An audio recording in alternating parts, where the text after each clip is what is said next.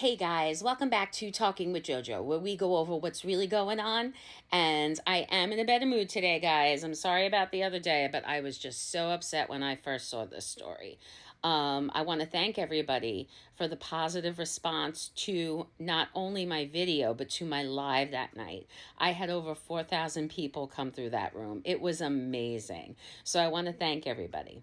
I wanted to do a part two because as I said, I will be following this case. So footage has been conjured up by the media, and this is Colt. This is Colt in 2023 when the FBI came to his house to interview him. Apparently, Colt was on Discord. Well, he was allegedly on Discord, making these threats against pew-pewing in schools. Now, the Discord, he denies that it was his account. The Discord was in a name in Russian that I could never pronounce, but translated to English means this. You got it, guys.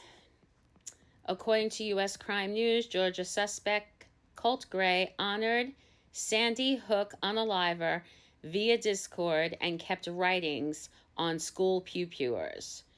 So he had a Discord name, allegedly, in Russian translated to Lanza. There were also internet searches of other school pew-pewers, such as I can't remember his name, but he was involved in the Boston pew-pewing. He was searched. So this kid was doing a lot of searching on other school pew-pewers. Apparently his home life was terrible, and I'll get to that part next. So this is the high school that Colt went to, Appalachia High School in Georgia. And apparently there, he would come home and tell Dad that he was being bullied. People would tell him he was gay and make fun of him. And when the FBI showed up at Colt's house, Dad did mention that he was being bullied. So, I don't know. I mean, his home life was an absolute disaster. And we'll talk about this lady again. Her name is Marcy. Marcy is Colt's mom. Marcy apparently called the school a half hour before the incident to report that her son had sent her a text message that said, "I'm sorry, Mom." So she called the school 30 minutes before this happened. The school couldn't locate Colt, apparently. I don't know how quickly law enforcement was called in. That's yet to be determined. But he reached out to his mom. Apparently his parents separated sometime in 2023.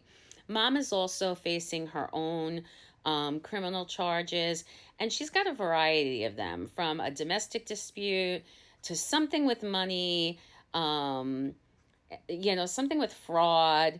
She's got a lot going on. She's also got a lot of her own issues. Apparently, she had been arrested for domestic abuse herself. She's still facing charges with that. So when she left, she took the two smaller children with her. Colt stayed with Dad. That must have been horrible for him. Now, I don't know if that was his choice or if she just didn't want to take him. But apparently there are members of Colt's family who said he had been reaching out for help and had mental issues for months. But it still does not change the act. I was a little even more perturbed to hear that this kid had been reaching out and nobody really had been responding to him. And Dad's response was to buy him a pew-pew. And then to see Dad being interviewed by the FBI with what looked like a Bud Light in his hand. Really? I don't know what kind of example we're setting here for our kids, guys. Again, here's the house where Colt grew up in. Apparently last year, they had just recently moved to this property. They had been evicted from their home. So I'm suspecting there was probably some financial concerns as well. Otherwise, why would they just be evicted? When you don't pay rent, that's when you get evicted. And these are family members, probably of some of the victims, some of the people that were injured, all sitting in the courtroom. I mean, look at them. They all look devastated. It's just really sad. So that's the update for now. He remains in custody. Dad's charges did change. He's facing two accounts of aggravated homicide, unaliving, and I believe 4 counts of manslaughter. So they're both going to be behind bars for a very long time for this. But what do we do here, guys? What do we do as a society to help our children? Because this is going on way too much.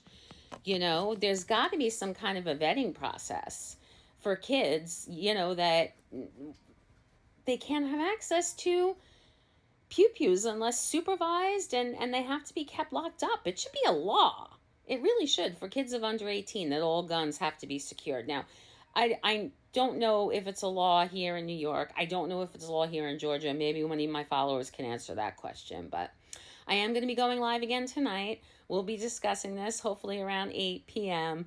And I hope to see you all there. If you like what I'm wearing, it's my Nope, Not Today sweatsuit. I'll show you really, really quick. Oops. Nope, not today. Not today. That's what I wore to work today. Not today. You'll find it in my showcase. But again, please like, follow, share for more updated true crime, pop culture content from yours truly. I have so many stories I'm working on right now. You're probably going to see videos from me all week. So get ready, guys. We're just getting started. I'll see you all tonight live, and I will send out an event. Thanks.